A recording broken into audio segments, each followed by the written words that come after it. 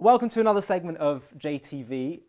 Today we're going to discuss, I think it's a subject that we haven't really got into before.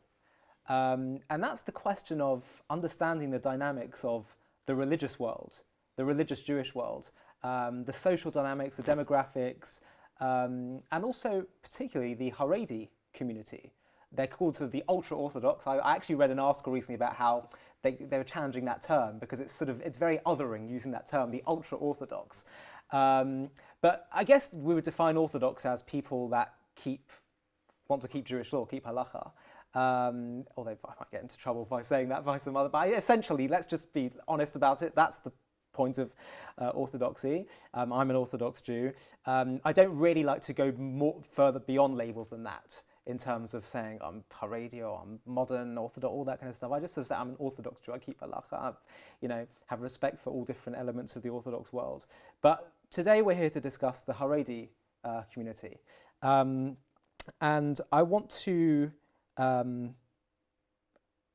want to first of all just explain who we're joined by, which is Rabbi Nechemia Steinberger, who is the head of partnerships at the Kemach Foundation, which is basically aiming to try and bring Haredim, ultra-Orthodox Jews in Israel, into the workforce. But before getting there, I want to understand how do we get to that point, and to sort of how is it that Haredim haven't been working, stuck in poverty in Israel? How does that happen? How is that sort of an appropriate thing in terms of what we would expect of religious Jews to be doing? And I want to discuss that and to talk a bit about my experience with these issues. But I think the first thing I want to do is just understand, and I want to get there pretty fast. But first thing I want to do is understand what the Kemach Foundation is, and how you got into it, and what's your background. So do you want to start by just doing that? What is Kemach, and how did you, tell me about yourself as well, how did you get there? Okay, thank you. And welcome. Thank you very much for hosting me here. As you mentioned, my name is Rabbi Nechemia Steinberger. I work for the Kemach Foundation for the past year. I'm a graduate of the Kemach program myself, and by saying that I'm a graduate, that means I was in yeshiva until I was 27 years old. I got married when I was 22. I stayed in yeshiva. After you're married and you go to yeshiva, it's called a kollel. That means that you continue to study in the same program and you get some scholarship. I had already 3 children. When I was 27 years old, I decided I want to go out to work. And when I wanted to go out to work, I went to get my bachelor's in education. So I got my scholarship from the Kemach Foundation, who offers scholarships for Haredi who want to go out to work. And after I completed my bachelor's, I got my master's degree in Hebrew University. Again, I got a scholarship from a program run by the Kemach Foundation. When I want to talk about what Kemach is doing, I'll try to give you a little bit of a history lesson, because one of the questions that a lot of people ask us is how come Haredim, I'll refer to the group I come from as Haredim, ultra-Orthodox Haredim, do not work in Israel. So first of all, I want to break the stereotype, because most people do not know that actually most of the Haredim in Israel do work. Not enough, but they do work. If we're talking a little bit about numbers, 73% of women are working, and 54% of the men are working. So we're talking about majority of, generally speaking, but also majority of men. But yet it's much less than the regular population of in Israel, the rate of employment. So what's the story here? How come they're not working, you ask me?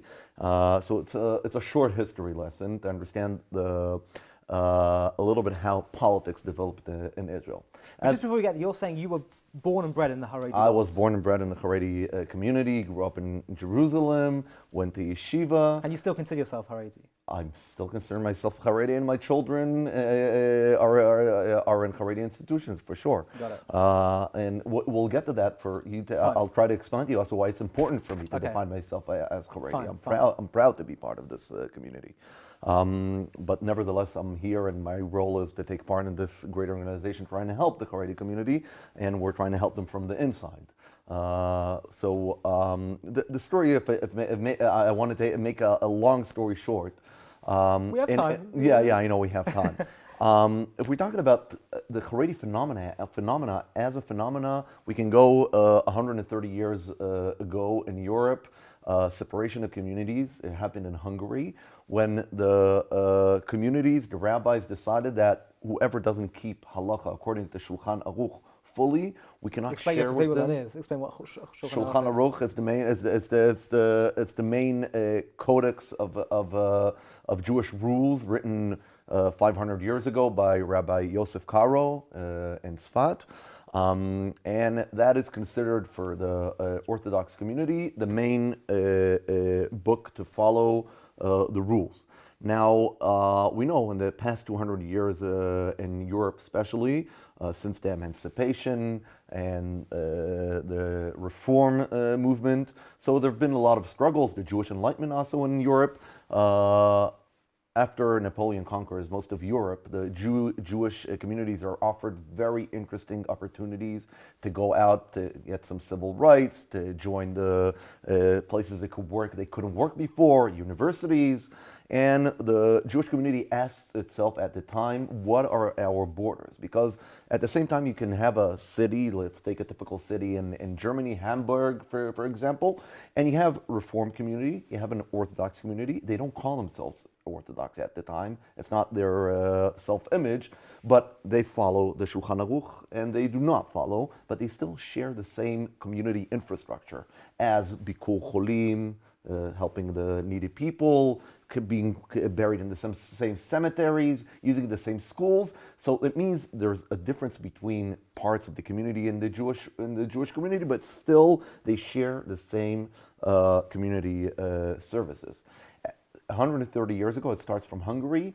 The community decides that we're going to separate it. Whoever doesn't follow the rules, the Orthodox rules, as we define them according to the Shulchan Aruch, as we mentioned, we cannot share the same spaces. So why? Because we're afraid that our children, the future of our community is in risk, because the world out there is really pulling people out. It has a lot of opportunity. People can go to universities, can achieve themselves in many ways, and we're afraid things are collapsing. So when I translate the word Haredim, that we're talking, that's the way we call it in Hebrew. Haredim means we're in a certain fear of things falling apart. Haredim, it comes from charada. Charada in Hebrew means it's a certain fear. So we see that who coined the phrase, by the way? It's interesting. When you check also history books, it just started to appear about 100 years ago. This phrase of people defining themselves as we are a group of the Jewish world that do not want to be changed. And did this also include the Hasidim? It included the Hasidim, the Litvish, included everyone. It spreads out. The Hasidim didn't have such a problem, because Hasidim mostly were located in Eastern Europe. Right. So the issue was not that, we're talking about Western Europe, Germany and Austro-Hungary, for sure, that was already a big issue. So since then, if you're talking about the Haredi community defines itself by saying it's very important for us to preserve our identity, our lifestyle, and we don't want it challenged by other people and other Jewish groups that do not follow the same views, the same values as us. We're in a certain way building a fence. The very first time that the Haredi community was established by building this fence, saying, listen, if you're not like us, we cannot share the same spaces, because it's too much of a risk for us to share these spaces with you. Now, what's over the fence and what's inside the fence, it's really it changes through the years, because it used to be at the time the issue of Reform versus Orthodox Jews. Later on, it was Zionism was an issue, whether the Zionist movement could be part of our Jewish world or not. That's, again, the Haredim decided at the time, I'm talking about 100 years ago, that Zionism is out, especially because it was mostly led by secular Jews. If we go further on and we go after the Holocaust, we see that a lot of the issues after the State of Israel was established were about what is the way that the state should be run, what is the place of Jewish identity there. If we go further on, we know nowadays, if we're talking about an actual issue, it's the internet. whether the internet can be part of our life or not, and in what way it should be.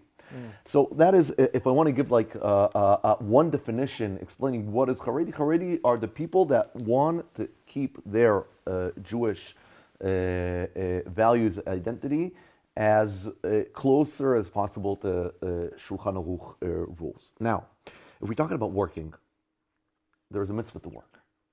It's not a problem, it's not a challenge, there's a mitzvah. If you open Shulchan Aruch, you see there's a mitzvah right after Shulchan Aruch finishes to write the halakha, the rules of davening. He says you finish davening, you go to work. Of course, you should be honest, and you should work, and you should make sure that you should learn Torah, because a Jew is a Jew only if he has every day he sets up a time to sit and learn and everything. But for sure, you gotta go and work. And you see all around the world, also in New York and London, you can see very ultra-Orthodox Jews all around working, and nevertheless in Israel it didn't happen. What happened? 1948, when the state of Israel was established, there's a small group of yeshiva boys that came from Eastern Europe. After everything is destroyed there were more than 10,000 yeshiva students in Eastern Europe before the Holocaust, and unfortunately during the Holocaust, most of them were murdered. And there was a small group that... There were only 10,000 yeshiva students? Yes. 10,000 yeshiva boys. Why? Because not everyone went to yeshiva at the time. Only the best But what about the population of, let's say, Torah-observing Haredi Jews in Europe? In Europe, before the war, most of the Jewish population was secular. I know. In Eastern Europe, you But used to have... So I'll tell you what. The Hasidic communities were quite big. Yeah. And we're talking about Poland. But if you're talking about Lithuania... and the yeshiva world, it was going down the hill at the time, because the world outside, anti-Semitism, the opportunities that people could have outside the Jewish world, it was a tremendous challenge for the Jewish community. And the Holocaust basically decimated. So, but the Holocaust mainly wiped out a whole world of yeshivas.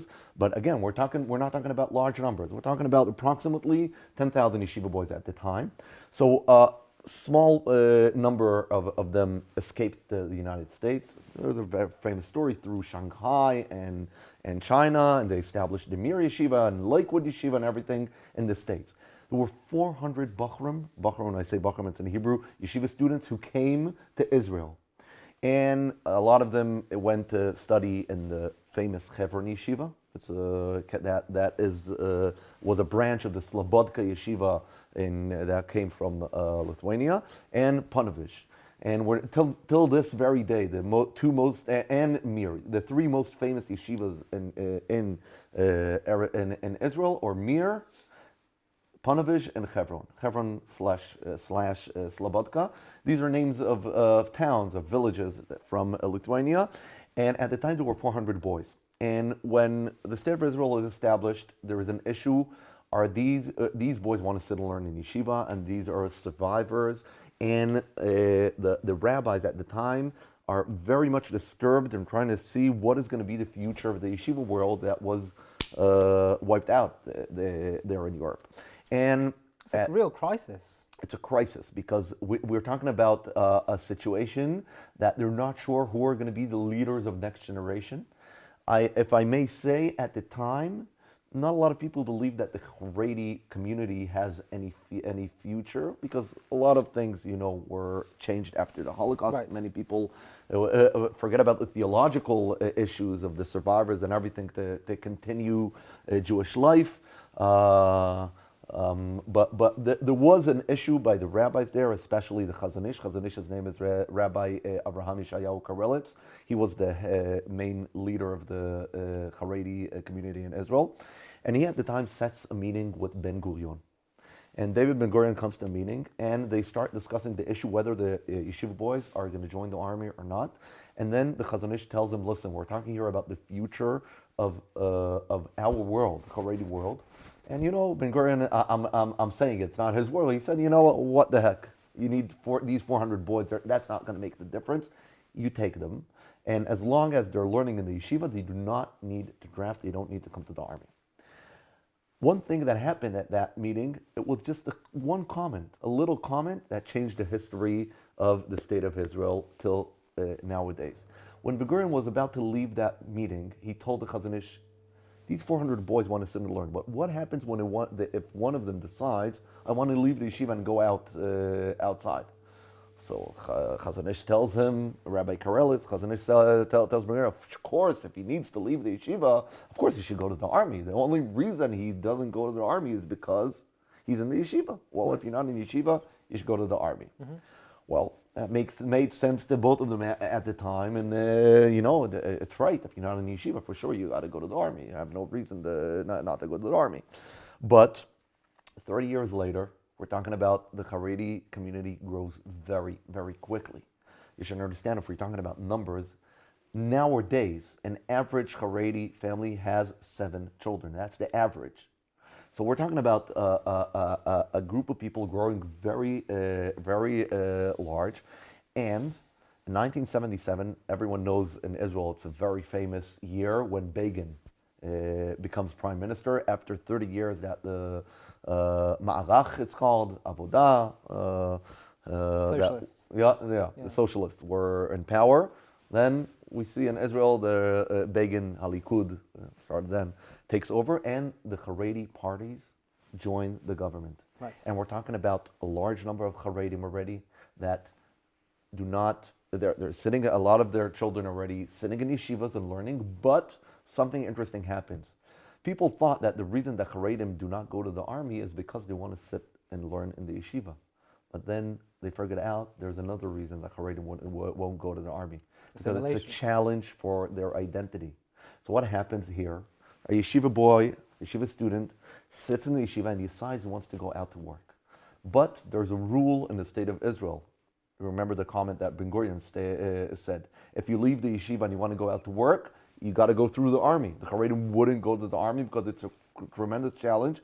Till nowadays, by the way, it's a tremendous challenge for the identity of Haredim to go into the army. The army was considered in Israel as a melting pot of the new Israeli Jew. We were trying to get rid of the diaspora Jew who is afraid of the Gentiles, of the Goyim and everything, and to develop a new figure of the new Israeli guy. And the Haredim didn't want to be part of that. Never wanted to be part of that. So they wouldn't go to the army, and a lot of them were ready to leave the yeshiva, but they stayed in the yeshiva, and that they created what we call in a certain way, the yeshiva became a ghetto for the Haredim, because they couldn't go out to the army because they were really in fear of what's going to happen to them, and they couldn't stay in yeshiva because, again, not everyone is supposed to stay in yeshiva for life. So that was the situation that, in a certain way, it developed even more and more, and if I go fast forward, the beginning of this millennium, we're talking about a large number of Haredim who are still sitting in the yeshiva. A lot of them are ready to go out to work, but they cannot go out to work because they need a draft if they want to go out to work. And that's the situation that's when Kemach steps in and starts thinking what are the solutions to this situation. Can you not see though how if Haredim were allowed to not do yeshiva and go to work while everyone else has to be in the army or go to yeshiva? So it's can you not see how that would create real, be very divisive? It is very divisive, and I must tell you something interesting that I think the state of Israel recognizes it now lately. When we're talking about at the time when the state of Israel was established, a lot of extreme actions had to take place in order to create this. Really, it's a miracle. The state of Israel, in any way you look at it, it's a miracle. The way that the Jews come back from all around the world, come into this state, and we managed to create like a new narrative of, as I mentioned, of the new Israeli person who's standing there on his own, fighting for himself and everything. It's a miracle. When you look in a historic perspective, it's amazing. But at the time, the price that the people who came from many places was that their identity was wiped out. We take the Yemenite community, Teimanim we call them. They came from Yemen, and most of them lost Beautiful, beautiful tradition that they brought with them. A lot of communities were wiped out because it had to serve the new narrative of the new Israeli Jew that can stand on his own, he's strong, he can fight, he can defend himself. That was the narrative at the time. But the Haredim at the time recognized what's going on and what's going to happen, and they didn't want to take part in this huge, I call it experiment. They didn't want to be part of it. So the question is, what was the right thing for them to do? I think if you look at the 70 years perspective, they did the right thing for themselves. Because if they would surrender at the time and agree to join this experiment and to jump into that melting pot, you wouldn't see Haredim anymore nowadays. Now, for us as Haredim, that would be a tragedy. Because we need Jews becoming experts in Torah. Of course, of course. Even if you're a secular Jew, who's going to do your wedding? Who's going to write, Jewish books for you? Who's going to guide you on how to do this, how to have the sense that we're carrying a torch, no question. That's part of our pride that we're carrying in Israel, the Jewish torch. Now, I think we're talking about, if we jump now to 2020, I think this is a very interesting stage we're in if we're talking about Haredi history. I know there is such a thing as Haredi history, we mentioned, because I think we're talking about numbers, 1.2 million Haredim are counted right now in Israel. We're talking about a huge number. I think we're quite confident we're here to stay.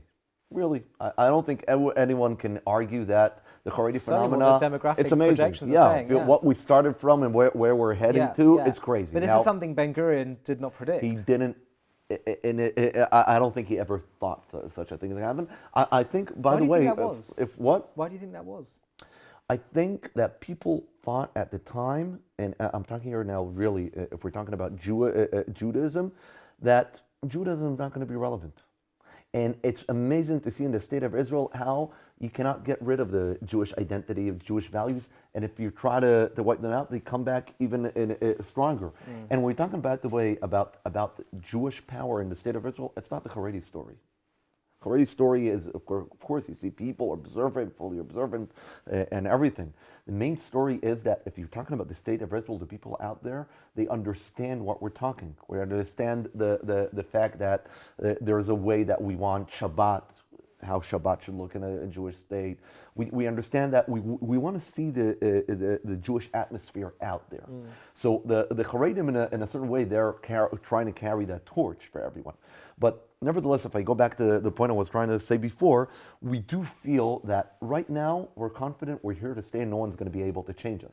Now the big question is whether we can go together with other parts of the Jewish state of Israel and carry the burden together. In what way? There's a very famous message of President Rivlin in Israel. He's talking about the 4 tribes. 4 tribes in Israel is the Arabs, the Haredim, the seculars, and the Tilumi. The Tilumi, as I know here in England, you define them in a different way, but religious Zionists. Religious Zionists, exactly. And these are 4 tribes that, in a certain way, if you see, by the way, nowadays in Israeli politics, we're quite in a tie because you see here 4 large groups. Everyone is pushing to his side, and that is the reason we're going to election over and over again because the demographics changed in Israel, and there's a lot of tension out there. And really, we're talking about a year of elections now in Israel. The question is, what is the future of the state? What is the future of the state? And part of the issue is, what is the Jewish? What is going to be the image of the state, especially on the Jewish side? You see, that is the main issue right now, and that creates a lot of tension and divides people.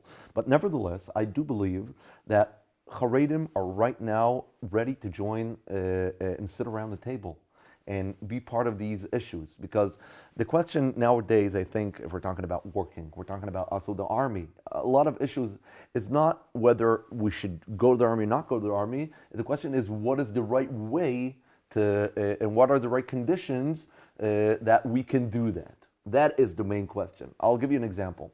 In a lot of places I meet people ask me, are you going to send your son to the army? So I tell them the following.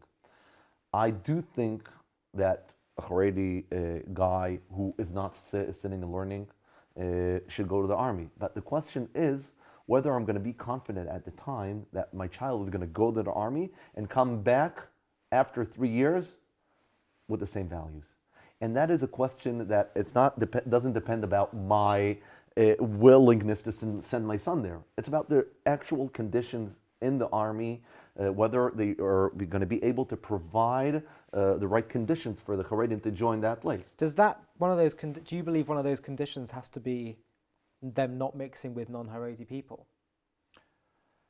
I think the mixture and not mixture, again, it's not a binary question. The question is what way it's led. But I get the reason why I'm asking that question is because, and there's so much to unpack here. But the reason why I'm asking that question is because as I say, I didn't grow up very observant. I grew up traditional, but not very observant, and I've always found it odd when people say, we can't let someone who's religious go into the army or the workforce or whatever it is because we're worried that they'll lose it. And I just thought, well,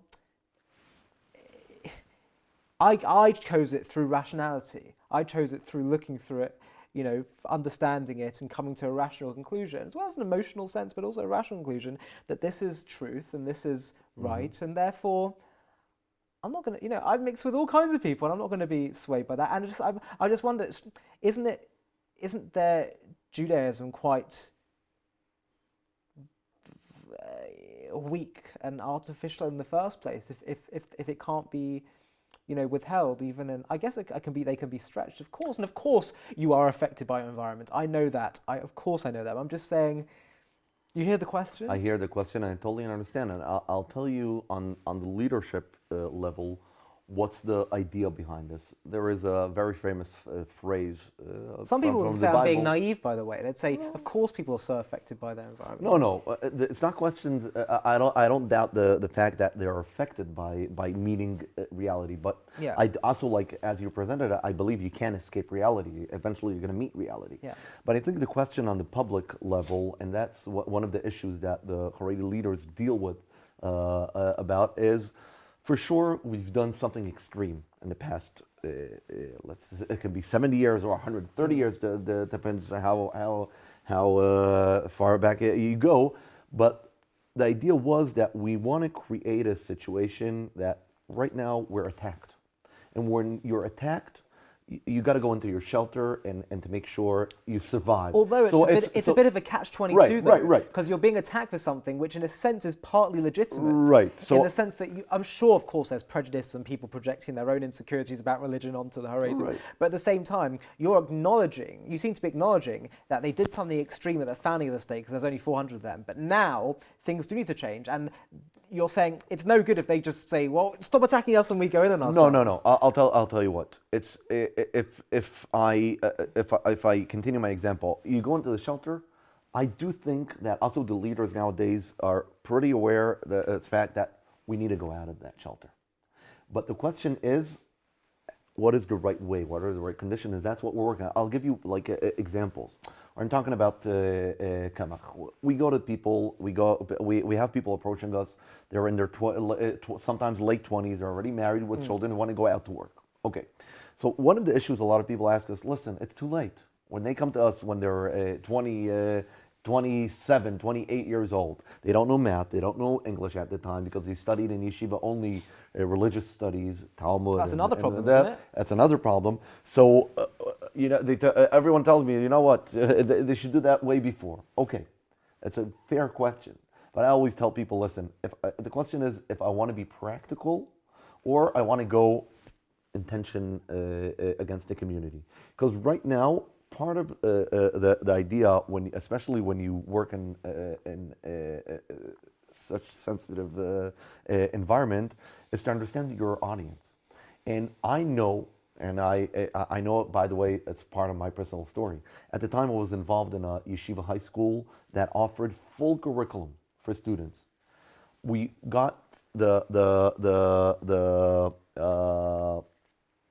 there was so much antagonism against what we were doing at the community that eventually I left my position because I felt that in this yeshiva, and it was unique, it was really, we had a very nice program, but you know, you can't try to change people in a way they don't want to be there.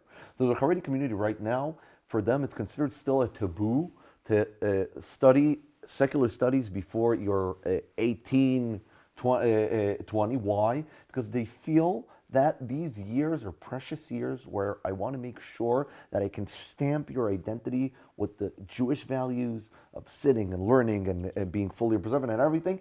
And later on, we're more open to the idea of going out to work. So now I can go and start arguing about it. It won't help me. I know that if I want to be more effective, I want to take larger numbers. And in the past 13 years, more than 20,000 Haredim went out to work through our services that we offer. Yeah. So we know how to deliver, we know how to bring the numbers, we know how to take the people in a situation of, you know, he comes to us when he's 25, 27, no background. I know sometimes how to put him out there working in a year time. I know how to do it. Well, we learned it at the time with many solutions that we offer. But the secret of our success is that we never went against the community. So what do you say to them that makes them open their ears? To the people who approach me, or to the rabbis? Both. It depends, both. So I'll tell you what. Rabbis are fully aware of the situation of poverty in the Haredi community. And I think in a certain way they're also aware of that the future of the state of Israel is also depends on the Haredim joining the working force in larger numbers. And would you say most of them recognize that we've now passed crisis point, we need to start entering the workforce as is expected of? I think they recognize that. We have our relationship with a lot of rabbis. They're all recognize that. But again, the question is that they are really deal with what is the right way to do this without everything falling apart. And right now, falling apart means that a lot of people are gonna suddenly leave the yeshiva world and go out there. We have precious things that we don't want to lose. As I mentioned to you before, giving to our children the full Jewish education until they're 18 years old, it's still considered by 98%, by the way, there was a survey. 98% of the Haredi community still believes that we cannot give up. That's part of our sacrifice for the future of the Jewish identity and values of our children, is that until they're 18 years old, we're not going to give them yet secular studies. Now, I always tell people, you can argue about that if it's right or wrong, but this is what the Haredi people believe in. And if we want to help them, if we want to help the state of Israel, we got to do it their way. And when we're doing it their way, that means I'm very sensitive. I offer them solutions. We have colleges in Israel that are separated, men and women, because when they want to work, they want to study that way, I'm going to try to be practical, as practical as possible. We work with the most extreme communities in Jerusalem, in Mea Shearim, Toldot Aaron. Toldot Aaron is an anti-Zionist, extreme Satmar community that is really, would be considered the most closed community, and we work with them. What do we do with them? We have mobile placement centers working in their shtibel. Shtibel is their, is their Hasidic shul, club, whatever. And we work there. We train people from their community to become mentors, to helping people to go out there to find jobs. We have their workshops explaining to them how to find jobs, and we actually sponsor courses. But do you explain to them the rationale of behind why this is okay? So there's many levels what we work in. If you're asking me on the macro level, for sure we're thinking about the future of the state of Israel. When I talk with the individuals, they just want to support their families. I don't need to. So actually, individuals right? Okay. What would you say is the percentage right now of the Haredi world in Israel that recognize the need for Jewish men to be working? I think most of them. Don't question about most of them. I think. So you I think but things I are think changing two- fast? Yeah, I think two things happen at the same time. That most of them believe that Haredi people should work, and most of them believe that the most precious thing in the world is a Jewish person sitting and learning Torah. Right. The question is, how do you work that together? But And that's what we're trying to It do. seems to me that education is going to be so fundamental, as in providing some level of secular education. It's so essential, is it not? I'll tell you what. English and maths, The reason that we have such a high rate of success is because I never challenged the beliefs of the people I work with. So if you're asking me, I'm trying not to deal with this issue. Why? Okay. Because once the rabbis and the community are going to feel that I'm in there to change them, Okay. I'm gonna have zero cooperation. Fine. So in that sense, I'm trying to be as sensitive as possible to understand the people and to help them in their place. Right. And if I want to be optimistic, I really believe that if we continue with the good work and we manage to offer our services to most of the people that approach us, and lately we don't reach our goals because we get half of our budget comes from the government, half of the budget comes from good people, philanthropists, but still the demand is huge. Last year we were approached by 6,500 people. Individuals, men and women, who wanted scholarships from us. We could offer only a third of them scholarships, and that's sad in my opinion, because these are people I know because my personal These are story. college scholarships. It's college or vocational training, not necessarily college. Because I remember from my point of view, it's so hard for a yeshiva boy to make that step of going out. I remember at the time, I felt, when I had to face my family, my friends, my community. At the time, and it sounds weird for someone from the outside, it was a sense of a failure because I was supposed to stay in yeshiva for life to become a huge scholar. And Baruch Hashem, I'm a rabbi of the community still and everything. But I do not nowadays. I do not spend most of my time in yeshiva sitting and learning. I have other things I'm doing. But at the time, it was a sense of a failure. And I remember that when I went out, I wanted to show people and to prove, listen, I can succeed out there. Right. And if at the time I would go to Kemach, Baruch Hashem. It's so funny because I had the complete opposite experience. Me going to yeshiva, fear of friends and family was, he's going to inwards, he's going to this. Right. Like I've had literally the opposite. Here it's totally the opposite. So a lot of people have this. We're talking about Haredi youngsters. When they go out, they really have a lot of enthusiasm. They want to make it out there and to prove to their families and their community, listen, I'm a successful person. I can still be religious and everything. But if such a guy does that step and doesn't get the scholarship or the help, whatever, it's a turnoff for him. Yeah. As I say, I became more observant over time in my late teen years and early 20s. Went to Israel, didn't really know much about the Haredi world. And as I say, a lot of the things, by the way, I think we haven't even we need to give some airtime to this. So much, there's a lot of beauty within it. They are, protect the kids, and the whole community is protected from immodesty and the sexualized saturation that we have in society. There is such low crime. There's real kindness and care between other people. There's people who are living for real ideals and meaning. And one of the things that I really loved when I went into a yeshiva environment was like I didn't go to a Jewish, past kindergarten, I didn't go to a Jewish school. And so I was like, wow, I'm having the same structure and discipline of school, but we're discussing meaning. I was just like, that is, and that is exceptional and incredible, and we need to give that needs to be noted. Yeah, if you want to say something. Yeah, I'll add something to it's very important. When I present to people what we're doing, a lot of people are trying to hear about things that are not working well in the Haredi community, things are collapsing, things or whatever. There is like a sense of balance. That's what people are trying to hear, and it's not true. Because if we're talking about the Haredi community, it's a very strong community in Israel. We're talking about, by the way, you mentioned a lot of things about crime and violence and everything. I can add something that people are not aware of. Bnei Brak is considered the poorest city in Israel but with the highest life expectancy. And why is that?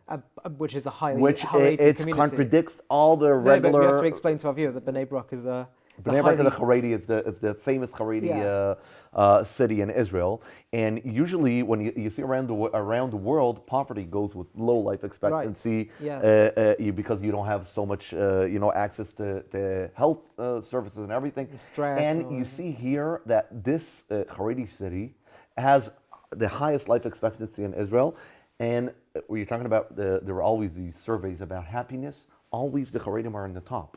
So, by the way, in Wikipedia in Hebrew, it's not in English, I checked it out, it's called the Bnei Brak paradox, because that shows us we're not talking here about the regular poverty as described around the world. This is poverty by choice. And by the way, there's another thing that people do not recognize, that when you describe and you define poverty by the academic world, by research, usually you have what you call the poverty threshold.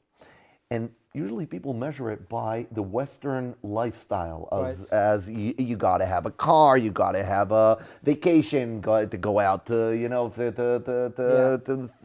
theaters, the movies, whatever. Here we're talking about a modest way of life, and people, first of all, are very used to share. We have a lot of helping each other. And you're saying that's the reason why it's high life expectancy? Right, and the community really wraps you. We're talking about elderly people.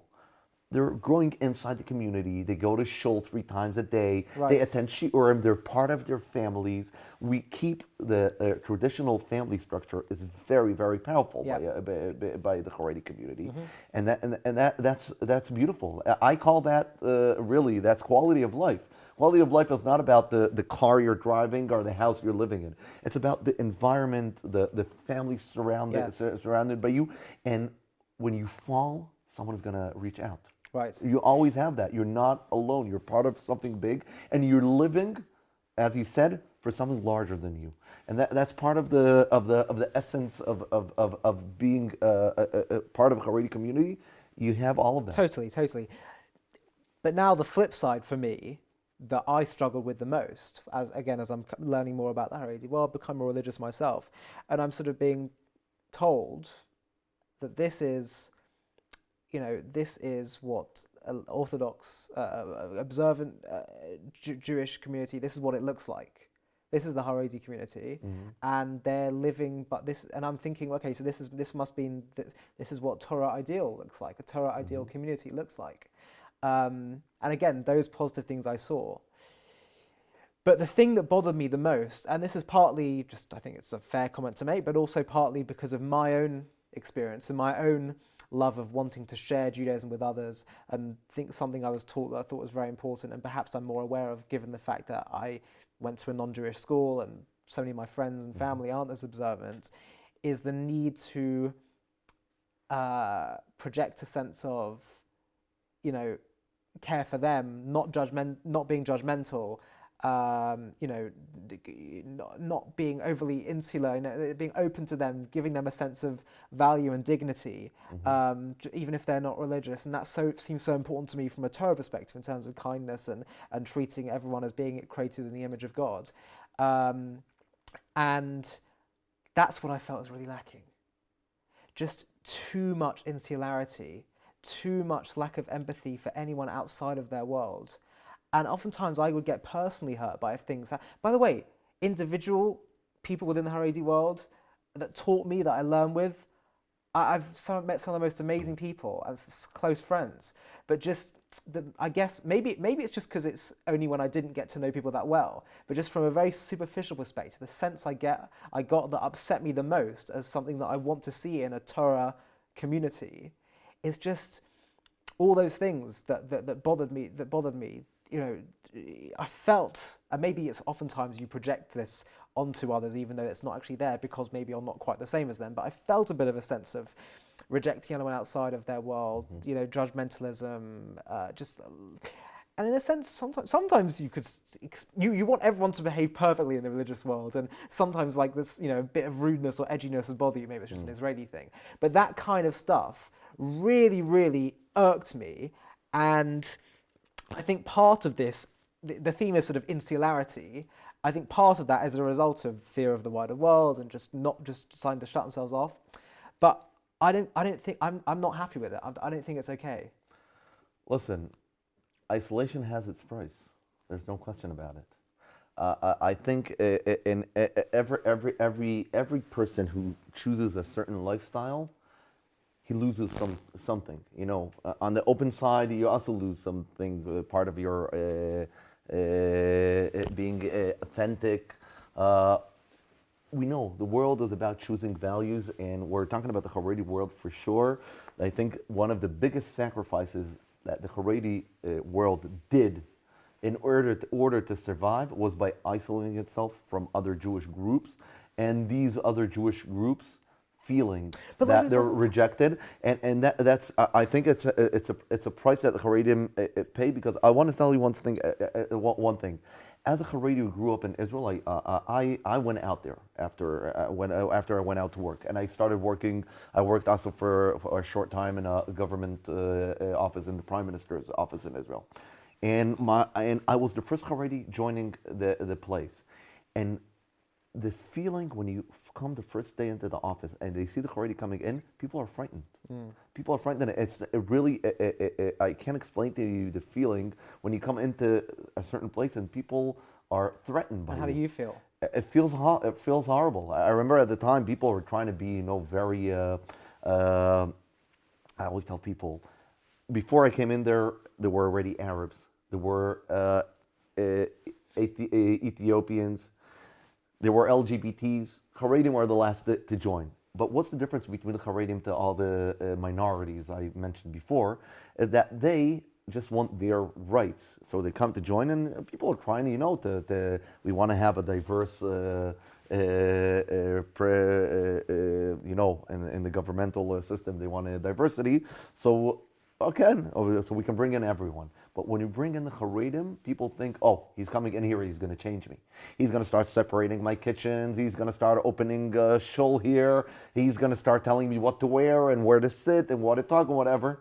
And I remember the first day I was in the department I worked with people, I told them, forget about everything. I'm here to work. I don't care about what you do. I don't want you to care about what I do. I want to prove myself on the professional level.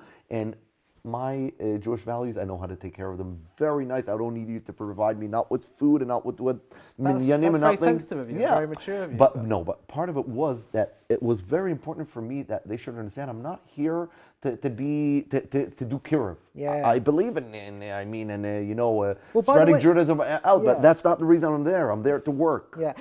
I'm saying, in a sense, I would love the fact that maybe Jews are more Haredi Jews are more interested in outreach, for example. But that's at least one way of sensitizing themselves to the humanity of people outside of their world. Of course. By the way, I was also equally shocked to note that there wasn't a unanimous consensus, maybe more so now, in the Haredi world, that we need to do Jewish outreach. Again, part of their insularity. But my issue is almost treating a perception that I felt a little bit that there's too much disregard for those outside of the Haredi world, and also you sort of say that's the price for insularity. Could I just throw back and say to you, well, what about Buddhist monks? I don't get that sense from them. If I ever speak to them or come across them, I wouldn't feel any sense. They live a very insular lives, but I don't feel that same sense of Well, as I said, history has its mysterious ways to create some situation. I think, of course, in Israel, by the way, that's something that's very, very strong in Israel. Because if you live here in England, there are Haredi groups here in London. So they have their thing, they do their own thing. You don't necessarily need to agree with them. In Israel, Haredim are part of politics. And when it's politics, it's out there. And their ideas and everything is represented in the Knesset. And you see there, and they're like real issues, because it's a Jewish state, and it's a Jewish state. There are many Jewish issues, and when those issues are out there, and Haredim as representing the more conservative side of Judaism, it's out there. So it's an issue, and it creates a lot of tension. And it's beautiful that we have a Jewish state, and it's beautiful that we have those arguments. But part of this, but that's also the price of having so many issues on the table that are still yet not solved. But again, if I want to be a little bit optimistic, if we're looking to the future, I think one of the things that we should recognize is what we can't agree on and move on. Because as I mentioned, I think the Haredi world has right now starting developing that sense that we're here to stay. We're not attacked anymore. No one is trying to change us. People just want us to contribute our fair share in the burden of the state of Israel, especially in the economical burden, but also later on if we're talking about the security burden and army and everything. But the question, and I think the Haredim were recognizing it, and I think that slowly also the other groups are recognizing that, it's not going to be smart to try to attack the Haredim and try to change them. So the question is more practical. What is the right way to work together as neighbors? There's an American phrase. I don't know if that good neighbors have good fences between them. So here, I think it might sound sad to some people because people like to see everyone united, everyone the same, and everything. But it's not true. The state of Israel, you have large groups, as I mentioned, 4 different groups, and these groups it's very important for them, not for the Haredim also, to keep their identity, also for the secular people. I respect their feeling that they want to stay secular. Of course, as an observant Jew, I want all the Jews to be observant, but I'm fully aware that not everything that I believe that I want can actually happen. So I'm not going to try to attack them, I'm not going to try to change them. Do you think that we can keep that sense of security and fences that they feel, whilst also teaching them a bit more to know about the other and be Kiddush Hashem oriented? I feel like I could be wrong, but I feel like that sense of wanting to be give a good impression, to treat other people with that kind of respect, and outside of their world. Can you have both? I'll tell you what. I've been part of many interesting projects of bringing Haredim and secular Jews, not just secular, by the way. I've been also on a project, but many different shades of Judaism, bringing them together. And I always tell people, in the Haredi world, the word pluralism is considered a bad word. But if I explain to people, when we talk about pluralism, what do I mean? I mean the fact that I'm different than you. I do not agree with your lifestyle. And if I had the full power, I would try even maybe to change the way you're living. Yeah. But I'm fully aware of the fact that I cannot do that. Yeah. Because I don't have the power. Yeah. And I'm fully aware that you want to do the same to me because you do not agree with what I do and you don't like it and you want to change it, but you're not going to do it because you respect me and you understand your boundaries. So I think if we talk in that language in the Haredi world, there is a way we can acknowledge the existence of other people near us. It's always a challenge because, when we're trying to give to the children and we're trying to educate people for a certain specific lifestyle, there's always that challenge of, I'm telling you this is the right thing to do, and always when you look to the side and you see the other people in a certain way, it reflects about what he's doing that it's wrong. It's always part of the nuance. I always tell people that when you meet, when a secular Jew wants to meet a Haredi Jew, if the Haredi Jew actually meets him, he should suspect this guy is not an authentic Haredi, because a real Haredi doesn't talk with the. Right. With the That's what I'm saying. Often, once you deal with individuals on a personal level, break down barriers. Right. So again, I say the Haredi community as a group of people, as an agenda, does not carry that conversation. Doesn't have that kind of conversation with the people outside. But I think the issue is not about the conversation. Can that be fixed though? Maybe. I don't know. I'm not a prophet. I don't know what's going to be in the future. But again, I'm saying I'm not sure. I'm just saying. What I'm saying is, do you think we can get to a point where a secular Jew or even a secular non-Jew, when they think of Haredim, they think of wow? I think if Haredim are going to be out there working, it's going to be part of sharing that burden. As it was saying, you walk in the street. I tell people, and the light is off, the street light. Yeah. As a Haredi, I want a Haredi to feel it's not your issue, it's our issue. Right. So this sounds like something minor. What is the street light? But it's not the street light. It's the roads. It's the economical. It grows larger and larger. When we're neighbors and we live together in the same building, and the light goes off in the in the outside, we all know it's not yours or mine. It's ours. Right. So I think if we go in the future, if more Haredim are going to go out to work there, we're going to feel that sense. And I mentioned to you before, my first day of work in a secular environment, I can tell you one thing that happened, something beautiful. That I worked there for almost 2 years. They learned to know me, I learned to know them. And I think that every individual Haredi that goes out there and works breaks more boundaries. Yeah. Because they see him, they respect his beliefs, and they see that things are a little bit more complex. Because I think it's also very easy from the outside to judge the Haredim. Haredim always wear the black and white, and to see it in a black and white way. Yeah. And I think that when you meet the people, you understand things are a little bit more It's very complicated. true. What I'm actually saying, my criticisms are really superficial in a sense. It's just a superficial sense I get when you have superficial interactions. But actually, within the individuals that I know, Yeah, so many of them have changed my life. When you stay in the know. yeshiva, you don't have that interaction. But when Yeah. you go out to work, you have that interaction with the course. outer world. Yeah, So there are many beautiful projects that bring Haredim and other people to sit together, whatever. And I always say people are missing out on the point, because when you have a project, that means 10, 12 sessions, you have people sitting together.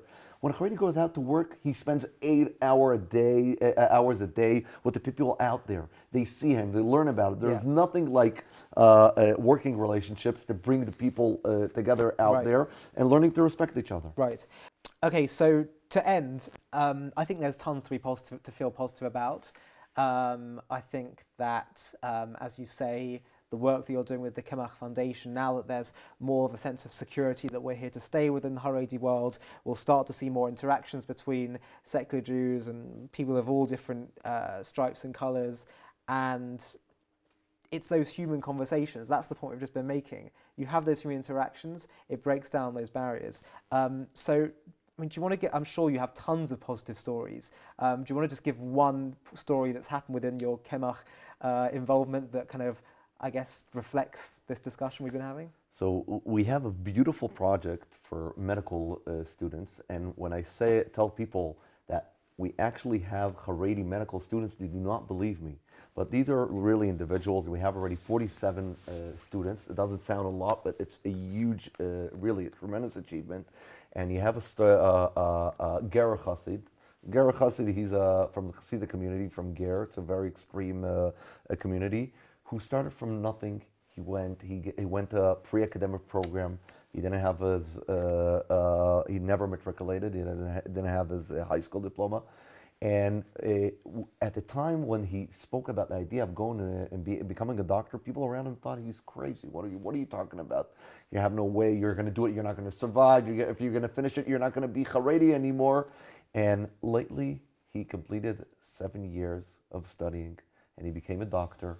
And his name is Yehuda Sabino, and he has a beautiful family. He lives in Haifa, and you see a guy with the long suit, all the gear with this full, and that's something where really, when I think about it, I'm so proud of it, because it sets also an example, because people see you can go out there, you can study, you can reach the highest level that you can imagine, and you can stay Haredi, and you can go back to the community, and you can offer them some services that sometimes they're not so comfortable doing with people from the outside. And here you have someone from the inside, he's a doctor, and I'm thinking about the children in the street, or the children, friends of his children, and they're asking what your father is doing.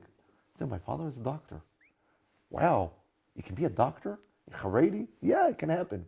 And I want to give you a different story from the other side, and that's a simple story. A few weeks ago, I was standing in the street near the Kemach offices.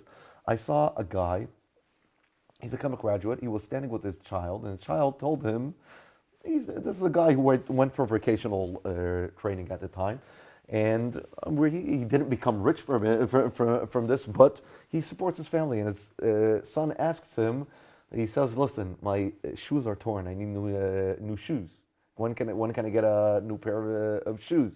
As far as tells him, listen, in the 5th of the month, I'm going to get my salary, and then we're going to go buy you shoes. Now, this is a simple story, but it's about someone who's actually earning for himself. He gets a salary. His child hears from him, I'm working, and when I'm going to get the money, I'm going to buy you shoes. It's not that I'm going to go get charity, tzedakah, and I'm going to go collecting money for this. I'm happy to support you, my child. And you see I'm working for it. And I'm thinking about the little child hearing this and getting the sense and that basic idea. You work, you earn money, and you can support the family. And he understands, right now I don't have, but I'm going to have it soon because I'm working. That's a simple story, but reflects a lot about what we're trying to do. Well, I wish you much success with the foundation and all the work you're doing with it. So we'll put a link for the Kemach Foundation if people want to find out more. We'll put it in our video. And good luck with the rest of your trip here in London. Thank you. And Thank with you very everything much. you're doing. Thank you so much, Rabbi. Great. Well, it's fascinating. Thank you. To stay up to date with JTV content, click subscribe here if you're on YouTube and hit the alarm bell. And if you're on Facebook, hit the like button and under following, click see first. If you enjoy watching JTV content and want to help us continue to grow, please consider making a donation to us by clicking here.